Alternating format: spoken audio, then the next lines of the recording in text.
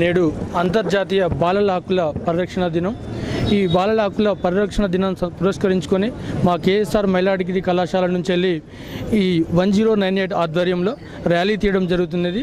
ఈ అంతర్జాతీయ బాలల హక్కుల పరిరక్షణ దినం అనేటువంటిది ఇది కేంద్ర ప్రభుత్వ ఆధీనంలో సిడబ్ల్యూసి 1098 ద్వారా ఏర్పాటు చేయడం జరిగింది. ఈ సిడబ్ల్యూసి యొక్క దీని ముఖ్య కార్యాలయం వరంగల్ మరి నల్గొండ జిల్లాలలో ఉండడం జరిగింది.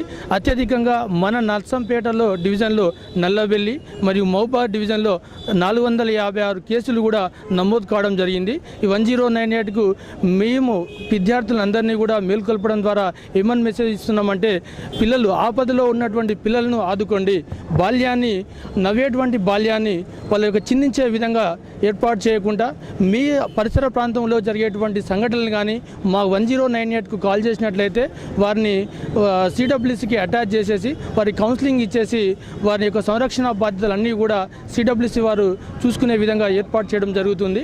అదేవిధంగా మన బాల్యంలో ఉన్నటువంటి పిల్లలను, ఊయలో ఉన్నటువంటి పిల్లలను చెత్త కుండీలో వేయకండి, బాలల యొక్క హక్కులను పరిరక్షించకండి, బాల కార్మికులను చాలా వరకు నియంత్రించేసి వారి యొక్క భావి భారతదేశానికి ఉన్నత పౌరులుగా ఎదగాలని కోరుకుంటున్నాను.